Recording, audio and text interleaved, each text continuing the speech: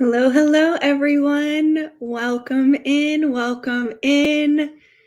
It's so exciting to be here and to have so many of you join today. We're going to give it a few minutes for everyone to join in. Maybe not minutes, but maybe about 30 seconds or so. But welcome to Winning with Video Prospecting. My name is Melissa Gaglione, and we are going to be diving into a lot of content today on how you can win with video prospecting. So super excited to be on Women in Sales. And so Women in Sales is focused on elevating, empowering, and promoting women within the sales profession. So super stoked to be here with all of you. So we'll get started in about 15-ish more seconds as more and more people start to join in. If you have any questions, feel free to put them in the Q&A. And at the end of the session, I do have a Q&A block. So we'll definitely dive into all of those questions that you may have. But excited to get started here in about 5 seconds. I'm going to start to share my screen and we'll dive right into how you can win with video.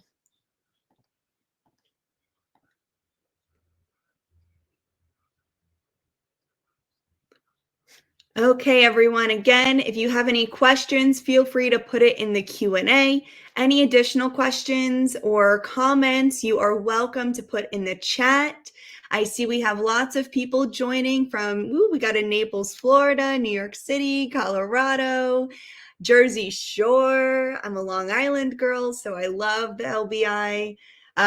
Love to see all of this. And we have some really great partners. So appreciate all of our incredible partners for Women in Sales here. So we'll get started. Throw your questions in the Q&A tab. Let us know where you're from in the chat. And today we're diving into how to win with video. I'm Melissa Gaglione, based in Tampa, Florida. I am an account executive at Deal, which is a blessing. I love my role so much. I love my job so much. And I get to leverage video every day to sell to CFOs, financials, heads of HR, all of that. So let's dive into this and get started. So on today's agenda for winning with video, we'll go through an introduction. We will then go into why video wins, because there is a science behind this. We'll dive into the purpose of video, and I'll give you 2 different examples of different types of videos that you can leverage in your sales process. I'll even give you a bit of a format as well as a script. So that way it's very easy for you to start creating scripts and then start recording your videos. Recording, we're just going to dive into more of like a collaborative discussion. And then at the end, we will have a Q&A. Q&As are going to be separate from the chat panel. So feel free to put any of your questions in the Q&A tab. And then in the chat panel, I'd love to hear comments, thoughts, anything like that. If there's anything that's super cool or exciting, or maybe you agree with something, maybe you wanted to add a point or something that has worked for you, please put that in the chat. Happy to potentially throw it up on the screen so everyone can see. So let's dive into the introduction here. Okay, so my name is Melissa Gaglione. I was a previous on-air news reporter and a school teacher, which is, a lot to do, especially in your 20s. So that's when I dove into those 2. So I'll kind of go through a little bit of the story here, and then we'll dive into how I ended up in sales, and then of course leveraging video in my AE role today. So I was always passionate about video, and growing up, I was really passionate about these 2 career paths. So in my basement on Long Island, New York, I had in my playroom, I had a school, classroom, and I had a news station. and I would teach whatever it was that I was learning in school to my stuffed animals, of course. And then I would go to my news studio in the corner where I had this huge camera, this huge camera. Um, and I actually would put it on, a swivel chair, like an office chair that we have here. And I would put this camera on this swivel chair. And I took two, pins, safety pins, and I put one on one piece of the chair and the other on the other piece of the chair. And I attached it with a string to two pencils. So I would sit at my news desk and I would have these two pencils at my desk. And when I would pull one, the chair would swivel and the camera would move. And then when I'd pull the other, the chair would swivel and the camera would move. And I did that to show the different scenes in the news. So when I pulled it from one side, I was anchoring. And then when I'd pull it to the other, the camera would move to a different backdrop. And I would quickly, as quick as I can, put on my blazer to then do the weather or the traffic because I needed to do all the roles in my news studio. So I had a lot of these passions growing up. And when I was in high school, I couldn't really decide what I wanted to go to school for. So my dad decided, and he made it very clear, you're going to be a teacher. That's it. I wasn't really good in school. I was a C student. Testing was really hard for me. I'm someone who had, I was a registered 504, and I had hearing disabilities growing up. So when I was a child, I had a few things going on with me. But primarily what made it a little bit difficult for me to learn in school was I had this speaker. It was like a boom box, and I would have to carry it around. And at the time, we didn't have, non non-wired mics. We didn't have wireless microphones. Um, and so the teacher would have to talk into a microphone that was attached to my speaker that I would have to carry around and put on my desk and do all of these things so it could help me properly hear what she was saying to me or what anyone was really saying to me. And so even though I wanted to be a teacher, the main reason why I wanted to go that route over the reporting was, of course, it was encouraged by my parents, but I really wanted to help the people who thought they weren't good at school. The kids that did fail a lot because I did, the kids that weren't necessarily seen as smart, but I was a poor test taker, but a really strong presenter and a really strong teacher. And so I started to gain these skills where, okay, I might have failed the test, but I would beg my teachers to let me present the information. And if I could present the information, I could tell you everything. I could really teach this to you. I know exactly what you've taught me. It's just hard for me to actually process the information on paper and then for me to, actually answer that. And so it was auditory. It was hard for me to read all of that. And so I really felt I needed to go the teacher route, especially with the encouragement of my parents. So I went to school. I became a teacher. I started teaching my first year for third grade Title I students, which was 98% free reduced lunch. And I started getting my master's at night. During this time, I am someone who is, not to go on a rant, but somebody who does not take any medication for my ADHD or ADD. Instead, I try to use a lot of different tools to help me, like timers, things that I've learned in the classrooms, things that I learned growing up, and all these accommodations. So I was really proud to accomplish studying, getting my master's in an accelerated rate while I started as an undergrad and then graduated it. And I was able to achieve my master's in a year. So I graduated with my bachelor's in 2016 and my master's in 2016, which was pretty exciting to do. So that was a really big moment for me to realize that I can do a lot more than what I'm expected. And that really challenged me to think beyond what I was told what I can do. And that was a huge piece of confidence.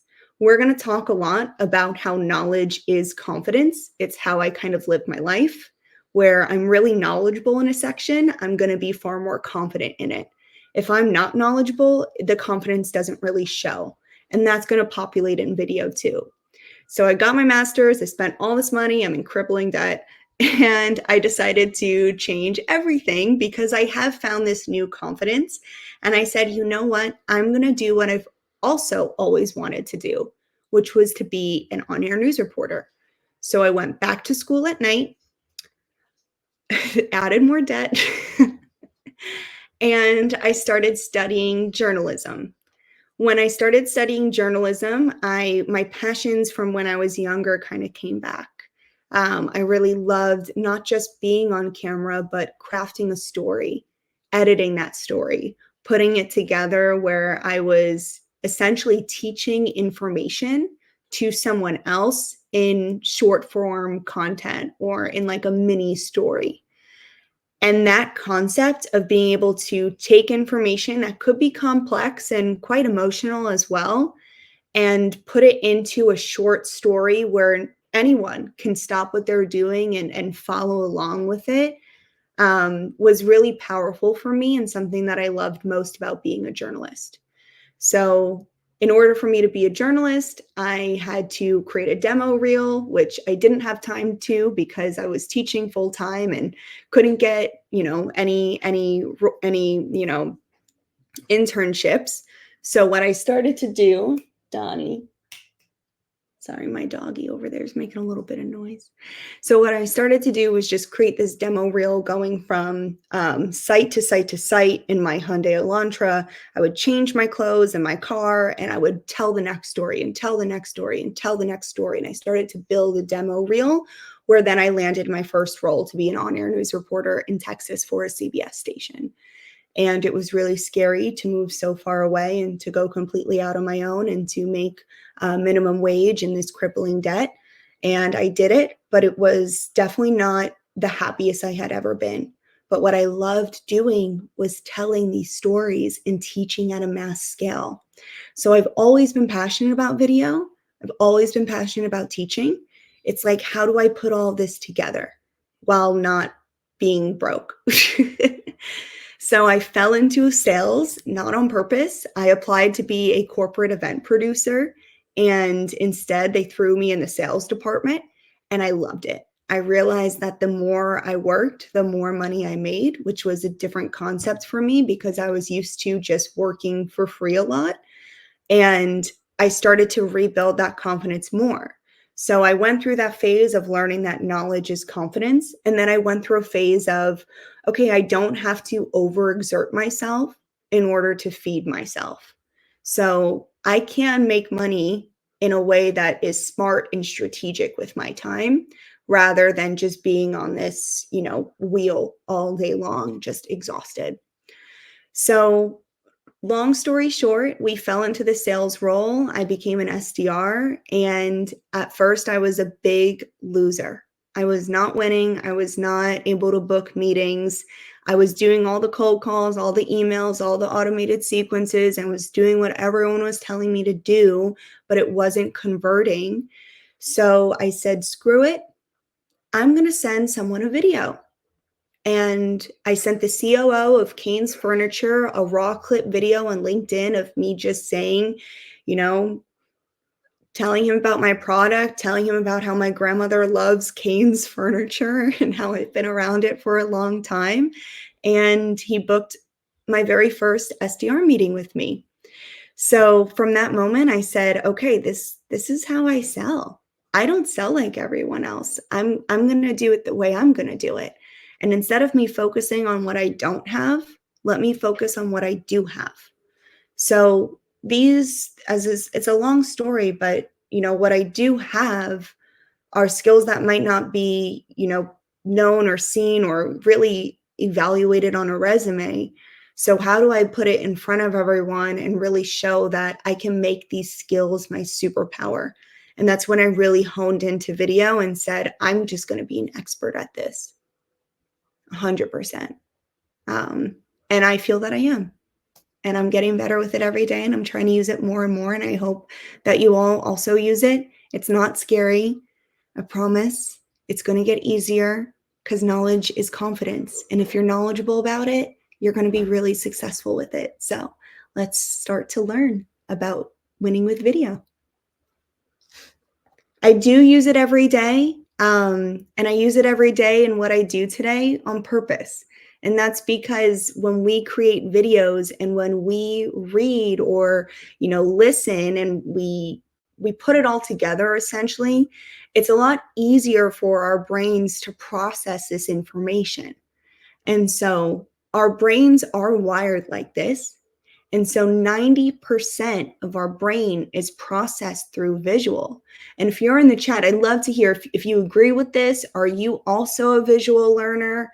Because when I was a teacher, I did have to accommodate all the different types of learning, right? I had to accommodate the students that were auditory, the students that were kinesthetic, that really needed to touch and build things, the ones who are visual, which was quite easy because the majority of them were, but the auditory learners as well. So you have to kind of have that balance in the classroom, but the majority of us are visual learners, and this statistic is only going to keep growing because this is what we are originally introduced to as, especially now as we're adapting our educational criteria. So I see a lot of people suggesting 100%, absolutely, we agree, which is great to see because this is a very powerful way for us to communicate and really drive an idea home, to really drive a story, to really teach people is through video. And to me, selling is teaching. So the next stat I want to show you is that 82% of people prefer to watch video than reading on social media. And so social media is playing a really big role in what we do every day. It is influence. B2B is going more and more social, right? Our prospects are finding us through LinkedIn, or they're finding us through Instagram, or they're finding us through these different socials. And so creating video that's really easy for them to digest and they're used to video content is only going to help you sell a little bit more. The last piece and how this really influences B2B is that they want it. 95% of B2B buyers say they want video content. They want the information spoon-fed to them. Nobody wants to sit there and start thinking about, is this solution really going to make sense? What would it look like? Can it do this? Let me read this one pager. Let me do a little bit more research on the website. Let's spoon feed the information to our prospects because one, they want it. And it's going to be a lot easier for them to make these decisions if we're very clear about what it is that we're selling, if we tell a visually engaging story, if they don't have to really think too much about it. It's clear to them when it's in video, and especially when it's specifically curated for them, it makes a lot of sense for them to choose you. And that's the purpose of sales, is they're going to go with the route that makes the most sense and that is the easiest, yes for them.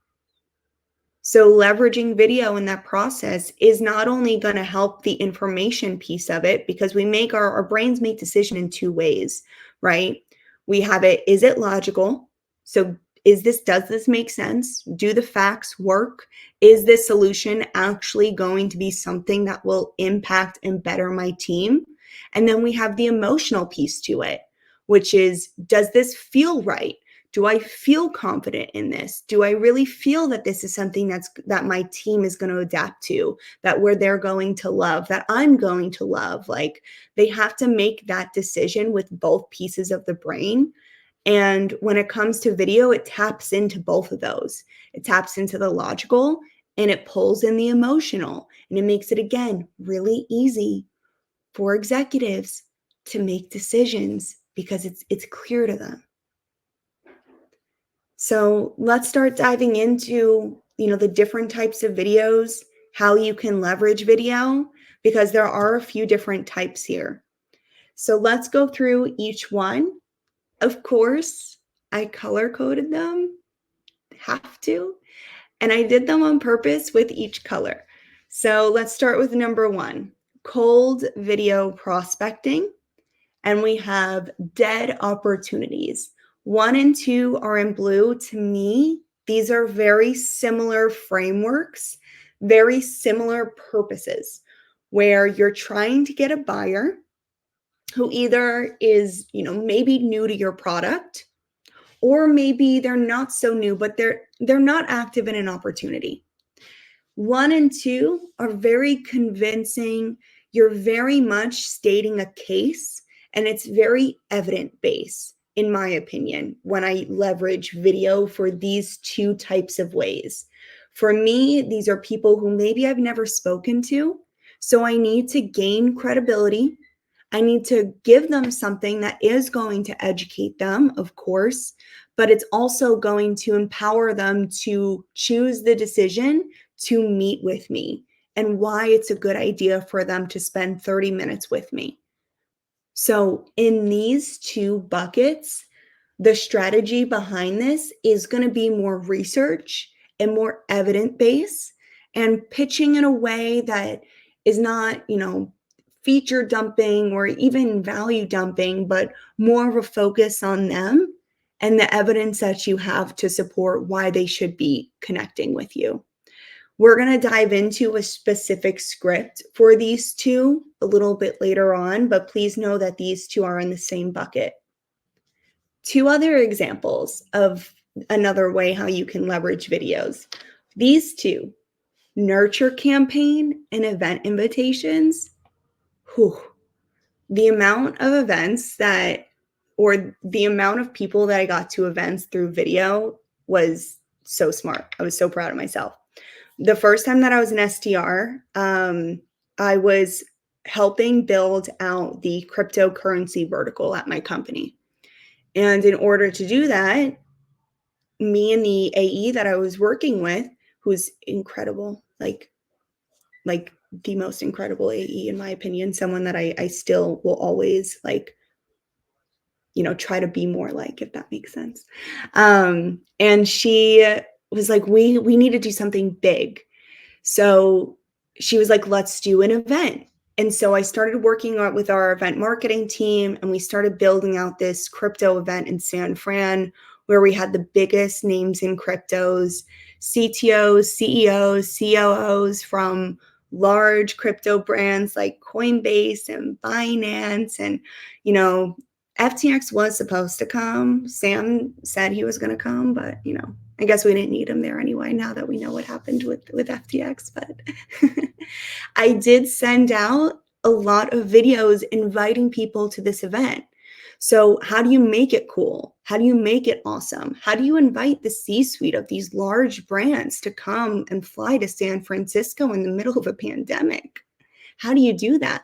So I created these personalized event invitations with B-roll, which in journalism is that background roll of what the event would look like, telling them the visual story of what they can expect at this event. And it's going to be really cool. So you need to come. Nurture campaigns are really great with video. This is that time where maybe you're an account manager, maybe you're a CSM, I'm not too sure. You could also be an SDR, keeping your leads a little bit warm. And so sending out a video, it could be a little bit more, broader, doesn't have to be too tailored, but sending out a video where you're reaching out to a specific group of people to update them on maybe a product update. And you're not a talking head. You're not just saying, oh, this is, the new update that we have. You're walking them through it, and you're explaining why this is impactful for them. Keeping it short, but you're nurturing them so they're growing to start learning your product, learning exactly how you can help them over time. If they are a current client, hey, did you know that we recently released time tracking? Here's how you can use it. This is free for you. Or if it is something that you can potentially upsell, then maybe later on you're, saying, hey, we just launched our HRIS platform. Here's a quick look, an inside look. You can push that to either join a webinar or maybe come in a little bit later. Next is going to be the greens, which I use probably the most right now in my role today. As an account executive at Deal, I'm a global payroll account executive. So I was the first specialized global payroll AE in North America, where I've been tasked with building out how we sell this product, which is new, or how we sell this product to the North America market. And with that, there's a lot of building that I have to do. So I just looked on Gong today, and from March to the end of November, I did 265 demos. And that's just demos. That's not discos. That's not pricing. That's not negotiation calls. That's none of that. But how do you really get the most out of your demo time is when you're on that demo, you are focused on high value, high level, really what they can accomplish with this, and then the features and maybe what you didn't get to on that demo, or maybe it's a little bit more of a use case example. That's when follow-up videos are super powerful. So, hey, I know we didn't get the chance to talk about the time tracking feature. I'll send you a video after this call that's going to guide you through how that would work. So these custom demos, this feature piece, I'll send over maybe after the call, maybe a few weeks later if I want to do more of a drip campaign to keep them involved. And I'll share and I'll say 3-minute video on time tracking. Very specific. I'm not sending them a 20-minute demo. Half the time they're not watching their demo recording. So I'm building out an actual library of videos for that prospect to leverage. They can share it, they can keep it. I like to put it on a line site. I also like to, just kind of drip it to them so that way I keep them involved. But video is really a cool way for you to stay connected to your prospect. And again, it's that personal touch, like we lose so much in virtual sales. This is how we are a little bit less virtual and a little bit more personal. When you're thinking about, wow, this is something that I think my prospect would find interesting. We just released this. Let me share this with them. Another piece is going to be answering questions or guided steps. This can be a little bit stronger for CSMs. Maybe you're onboarding, maybe you're getting ready to onboard. I have even done this with legal, where they've had questions about, MSA red lines, and I'll explain to them what the red line was, what that really means, and then send it back to them. Quick 30 seconds on the red line that you mentioned. Here, send this over. Or maybe it's more of a guided step where when you join Deal, immediately you have to create your client profile. You can send over a quick video. Here's the next steps for you to create that profile. Or maybe you're guiding them through the sales process, whatever it may be. This is also quite powerful as well. The next is going to be client testimonials. I mean, of course, it is really hard and it's getting harder and harder for us to protect our current clients' time. They can't be a testimonial for everyone. So starting to develop and gather some of those short stories that you can collect that will be relevant to that customer. So when they go to ask, hey, can I talk to a client? You can say, you know what I have, if it's helpful, because I really value my client's time. And you might be one of my clients in the future. So please know this is how we would work together, where I ask them to send me, maybe once a quarter or so. You just ask them for an update on how they're doing, their thoughts, their feelings, would they recommend, gather a video, and then ask that prospect who's asking to talk with the client, like, hey, I have a video library of about 10 clients up to date this quarter. Can I send that to you as an example of some of the testimonials that we have? These are clients that I specifically work with, just like how I'm working with you today. A little bit deeper there, but could maybe protect your client's time a little bit more.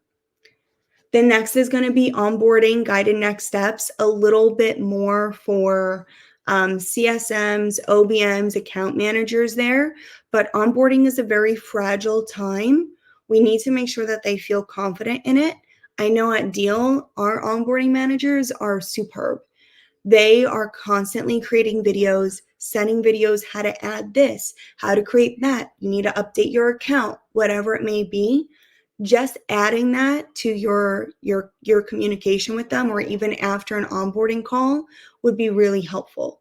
So here are some of the major ways that I leverage video. There's so many reasons to just, click record and send something over. And so now I'm going to guide you through some pretty standard, rules when it comes to sending these videos. Keep in mind, 1 and 2 are their own bucket. 3 through 8 are going to follow a different set of rule sets. But the most important thing is always going to be that knowledge piece to it. So let's dive into some of our video standards here. I have it in 2 buckets, as you can see, on the left-hand side in yellow, and then on the right-hand side in purple. And then I have these little, segments. So time of viewing, preparation, thumbnail, and email. So let me take a look here. We have video prospecting, cold video, dead ops, nurtures, and events are going to be in this bucket. Then I have custom demos, features, answering questions, guided steps, customer interactions or testimonials, and onboarding steps here. Time of viewing. Let's focus on the video prospecting. These are more, people that you maybe haven't engaged with. Maybe they're not active in an opportunity, or maybe you are just trying to nurture them. So you're in and out. You're quick.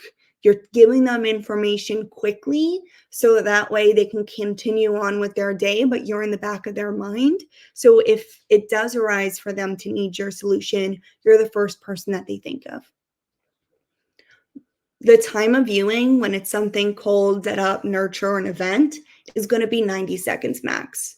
Like anything longer than that is just too long, especially because you're in the middle of their day. It's not an active opportunity. It's not a top of need task for them.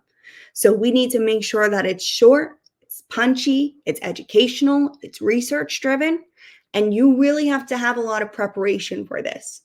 So if you are going in cold with a pitch, you do need to have a very tailored pitch. You need to know what it is that your prospect is looking for. You need to understand any triggers. I call them external factors. External factors are these, identifiers that you can view from the outside of a company. So for example, I sell global payroll, right? I sell it to mid-market and enterprise clients. And so when I do research, I want to see, where do they have employees? Because in order for me to sell payroll, they need to have full-time employees globally. The more locations, the more stronger of an account that's going to be. Locations is my external factor. The next piece could be, are they hiring? Let me see what percentage they're hiring. External factor. Maybe I'm looking at Glassdoor and I'm reading on payroll managers and I'm reading about if their workload is too much. That's an external factor. So you start to identify any of these things that you can see from the outside that is going to help build your research and credibility, because again, these are people that you're just joining, you're kind of showing up in the middle of their day, weren't expecting you, not in an active opportunity. You want to make sure it's going to be worth their time. So come with the research and why you're reaching out. Finally is going to be the thumbnail and the email here. Anything cold like this or an event, that thumbnail, in news, we call it clickbait. You got to have clickbait there. Nobody's going to click it unless it looks good. So what I do is I started making, this was early in my SDR world, but I started making all my thumbnails look like YouTube vlogs. So I'd have a picture of the prospect that I was reaching out to. I'd pull something from their bio or something that I thought was interesting. Sometimes I got a little weird. I knew that somebody really liked lava lamps, so I threw a lava lamp on my thumbnail. But point being is that you're personalizing the thumbnail. I also like to put what they think it's going to be about. So if it is about their customer, when I went after Big Lots, I knew that Big Lots internally referred to their customers as Jennifer. So I put Jennifer with like a little shopper image on it. I also like to add how long this video is. I always set the time expectation. So putting on the bottom, 90-second video. That way they know what they're opting into before they press click. The thumbnail is everything. It's literally everything when you're in this segment of nurturing, events, dead ops, cold video outreach. Email short, sweet, pointing to the video. You don't want the email to really have anything except you got to watch this video in a creative and like smart way, like answering a question and pointing to the video. Then we have video selling, which is going to be those custom demos, those features, answering questions, guided steps, customer testimonials, onboarding steps. This can be longer. This can be slightly longer. I think 4 minutes max. Look, I've done 5, I've done 6. I have. But we do want to keep aiming for around 4 minutes or less. And so since you're actively engaged with this client, they're more interested, so they're more willing to watch for 4 minutes. In fact, if it is answering a question, if it is guiding next steps, if it is explaining something, if you are walking through a more, detailed feature, then you can push that mark a little bit longer. In preparation for this, you're thinking, what is the purpose? What does the prospect need to learn or understand? This needs to be powerful. Again, if you send them a video that's 4 minutes long and they're not learning anything from it, they are not going to click the next one. In fact, the emotions, and same with video prospecting, is if this piece is missing, it's not research driven and it's not tailored. And if it's not purposeful and they're not learning, the emotion that they're going to get from this video is annoyed. And we don't want that. We want them to feel inspired, to feel that they've learned, to feel that they really understand something. So again, an easy yes, spoon feeding the information. And then the last piece is for that email is bullet point, one quick list. What are they going to learn from this video? And what is the time expectation? 3-minute video on time tracking. 3-minute video on your employee portal. 2-minute video on how to update your account information.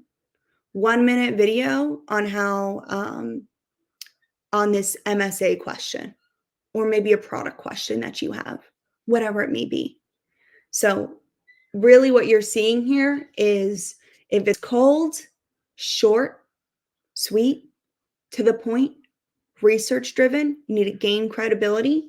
If you're in an opportunity and you're actively selling, you can get away with a little bit longer, but they got to learn something and you really got to teach them. This is where everything kind of takes a turn because you can't just go into this like winging it. Oh, I just learned how to do time tracking, so let me just show it to them. Like really know your product.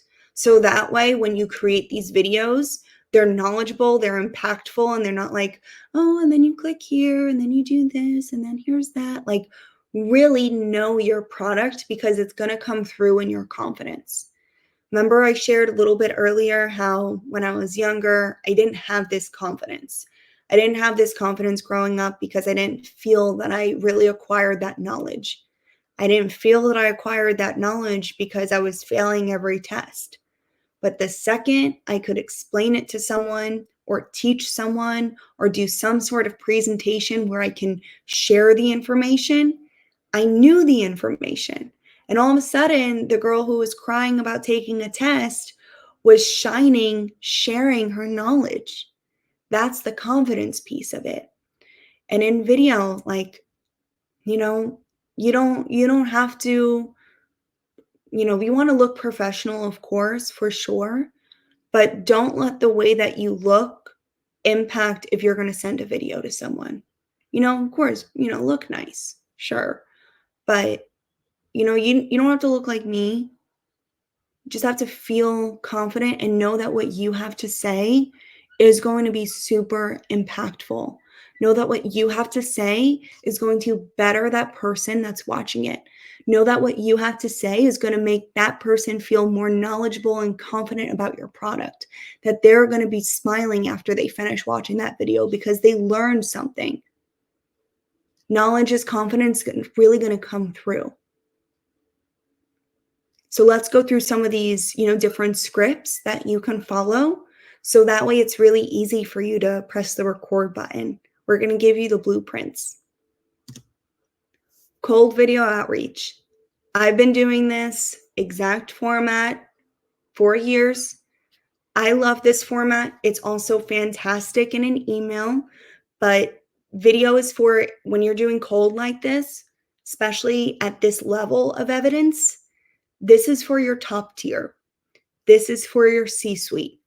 This is for your perfect person, the people who you're like, if I get them in on a meeting, I know they're going to love this solution. I know they're going to want to budget for it. I know they're going to push for it. It's not always perfect. I know it's hard to find these people, but test this out on, the people that you really feel and follow your intuition, because we are in sales. This is a huge piece of what we do here.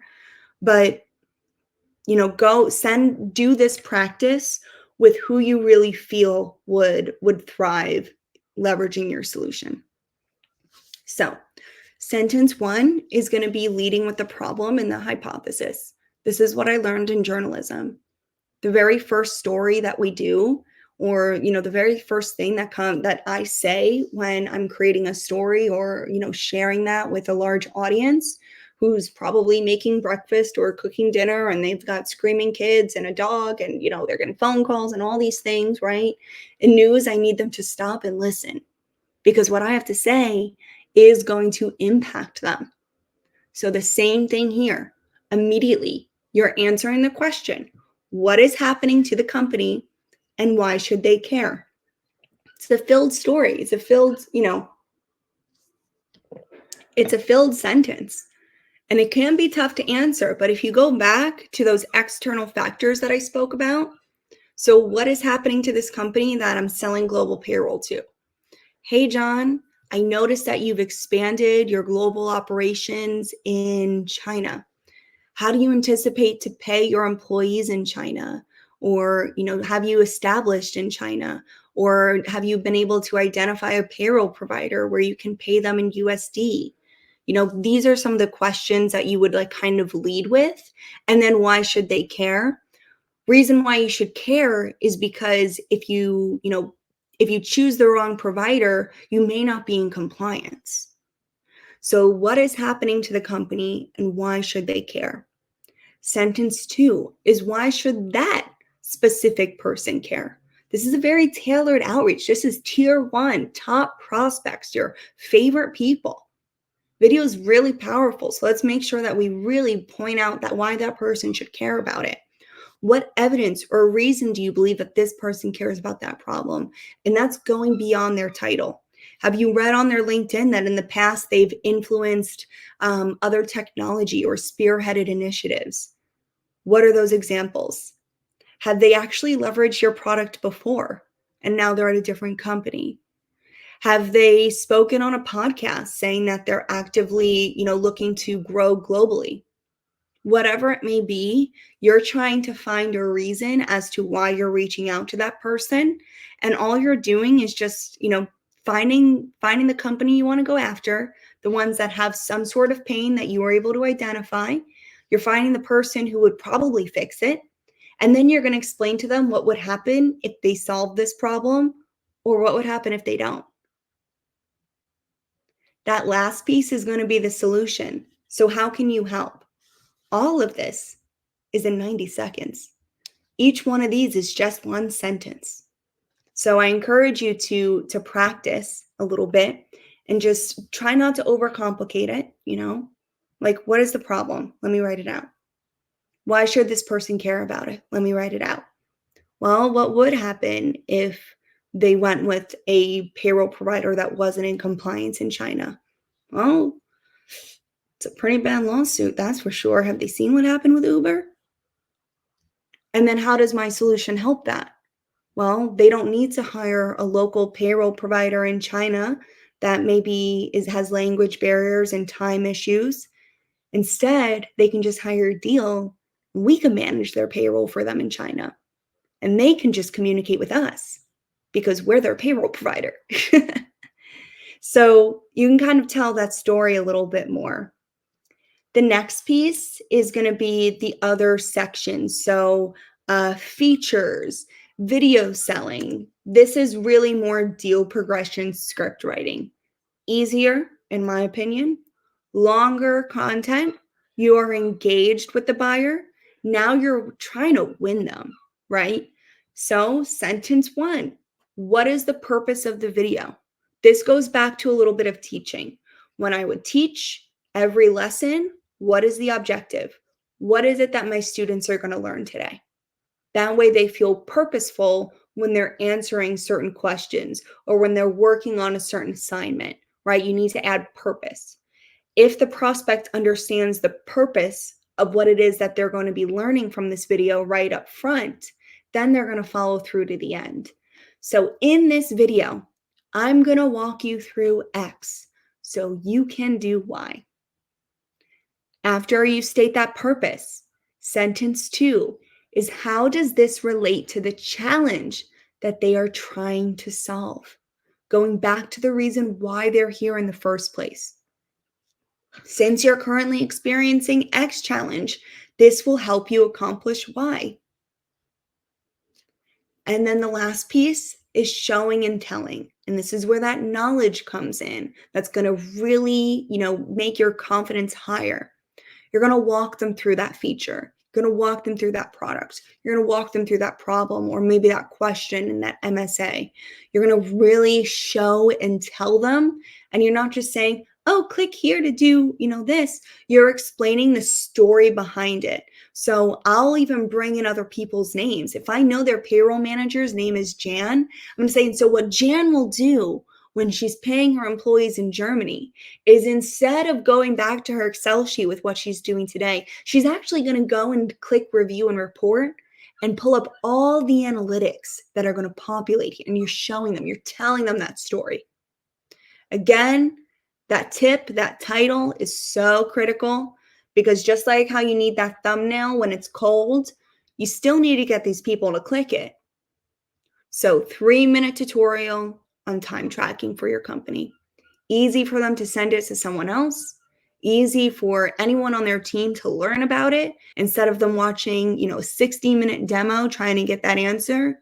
Boom, it's right there. Spoon fed. Move on. Let's get this deal across the finish line. Alrighty, we have about 10 more minutes left, which is perfect for our Q&A section. And I saw this chat blowing up. I'm sorry that I didn't answer some of these. However, I do love seeing some people that I just have been talking to, like Elizabeth. It's so nice to see your name. So really exciting to see, just some names on here. Oh, there we go. I didn't even have to go to the Q&A. You just threw it up on the screen. Amazing. Okay, so what are some of the best short form video platforms you use to do this? I've used Loom and it's great. I do think Loom is great. I also think Vidyard's great, but I am a SendSpark homie. I love SendSpark. I love SendSpark for many reasons. However, I do feel that it's the easiest platform to learn and replicate. Video at scale is really hard, 100%. And SendSpark, in my opinion, are the only ones that's doing it right. And that's because their form and the way that they're doing video is more drag, drop, building. So being able to pull maybe a piece of a pitch from one video that you've done in the past and then dropping it into a current one to save some time. So maybe if I was going to show someone time tracking, maybe I've already showed someone time tracking in the past. So the only thing I need to re-record are those top 2 sentences, which was what is the purpose of the video and how does this relate to them? And then I can even just pull from a previous video that show and tell piece. So that's really powerful with SendSpark. I'm a really big fan of them, and I've become close with the CEO there, and I just, I share any ideas that I have with them. So I like them a lot. Can you post some of the equipment you use while not being the most expensive? Is it needed? Knowing what you have found to be your favorite. So Elizabeth, you're going to die because up until literally last week, so guys, I got this really fancy Sony camera last week. I haven't purchased any equipment for my video prospecting until literally last week. And I also still haven't figured out how to use this thing yet. So to me, when I have this mic that's not on, but I got it and I'm still figuring out how to put all of this together, but I just use my phone. So I have this app on here. It's called Teleprompter that you can get. It's free, or you could buy the version for like $10 if you do a lot of videos. And I can just type up my script. I put it here on the teleprompter. The teleprompter app is actually going to record my video as well. And then I'll just export it and then upload it into SendSpark, and I can break it up that way if I wanted to. But I haven't used any fancy equipment other than my phone for years. And like, video has made me a lot of money. Enough that I decided to officially pull the plug on a camera that I don't know how to use yet, but I'm going to learn how to use it. So you don't need fancy equipment. You really don't. Do you recommend including videos in a sequence you may be running? Why not? When doing all cold outreach, are you sending videos to multiple people in the org? I love this question. Okay, so it is challenging because it is tough. Sequencing could be really great for, event campaigns, nurturing campaigns, product updates, very easy, relevant, but it doesn't have to be personalized. It can be more just in a sequence. What's complex about sequencing is because of the domain challenges and the email deliverabilities there, that's the piece that can get a little bit challenging about just throwing it in a sequence. So truthfully, I do like sequences where instead of embedding the video right away, you're asking if you can send them a video of maybe, a new feature or anything like that. But if you do embed it in your sequence, just really track what the open rates are and if it's being delivered. This is something that is being a little tricky, like this month, I'd say this quarter, and probably next quarter is when those domains have really gotten complex.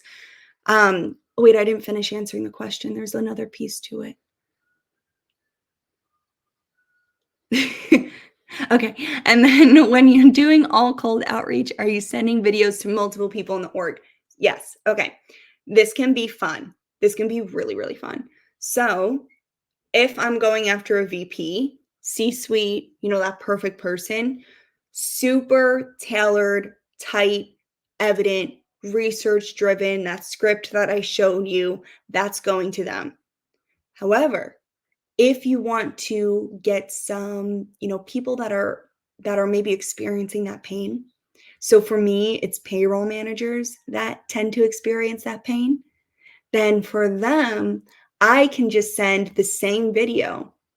Maybe I'm using SendSpark's dynamics to just adjust the beginning piece of it, but the same video essentially to multiple prospects that, they don't have the buying power, but they have a little bit of influence, and I can teach them something about the Deal platform that might be a little bit easier for them. So by maybe showing them like an analytics dashboard or maybe something that would be really easy for their role if they had been using Deal.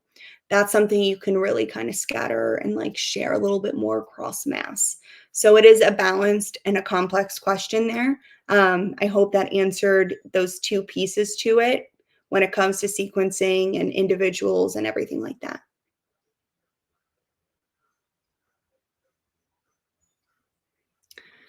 Do videos significantly shorter than 90 seconds see a higher response rate? Should it be as short as possible? So I do feel it can be a little bit tricky because I do feel 90 seconds pushes it. It does. But I can push it because the video is good and it's engaging and it's helpful and it's educational and it's a visual story. Because the way that I edit my videos is that I'm not a talking head. Yes, I'm going through my script points, but when I'm going through my script points, especially if I'm leveraging those external factors of, wow, I've noticed that, your payroll managers are, they're unable to keep up with the demand. And I show a screenshot of Glassdoor of the payroll manager, writing that they can't keep up with demand. That's part of the visual elements. So I do tell very visual stories, all things that I share in my course a little bit more. If you're doing that, you can push 90 seconds. I don't always think shorter is better because if you're just going on there and asking for a meeting, like what was the purpose of that? You really have to tell some sort of a story. If you can get everything that you want to say to be persuasive and educate them and get them to really feel and say yes, and if you can get it shorter, if you can get to 40 seconds, that's great. I highly encourage it. But don't don't miss out on key points or key information just to keep it like 10 seconds long.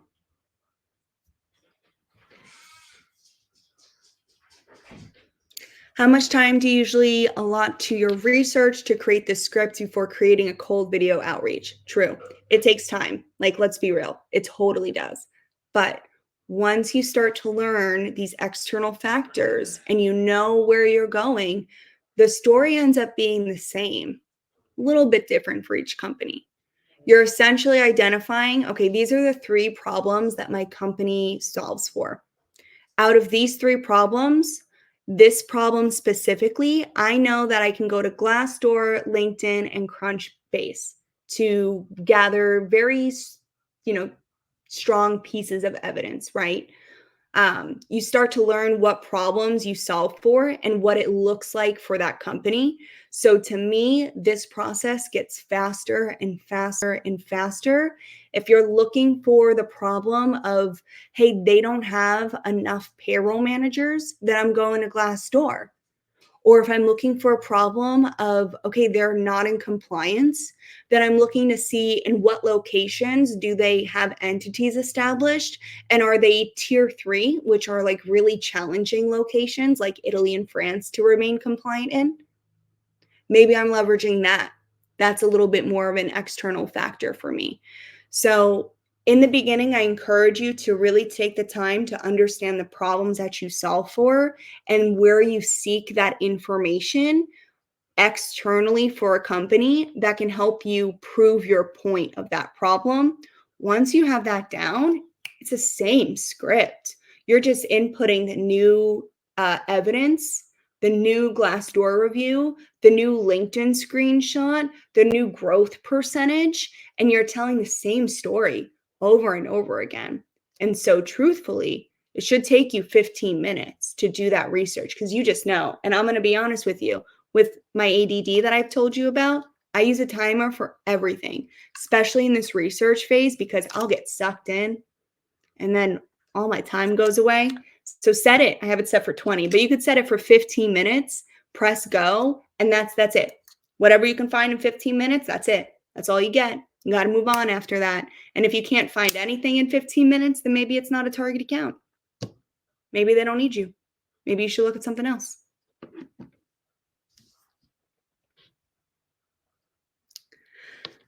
We are at 2 o'clock. Thank you. If you have any other questions, feel free to reach out to me on LinkedIn. My name is Melissa Gaglione. On my LinkedIn, I do have my video prospecting course linked. And if you're in the Tampa Bay area or in Florida, I'm hosting a networking yacht party here in Tampa.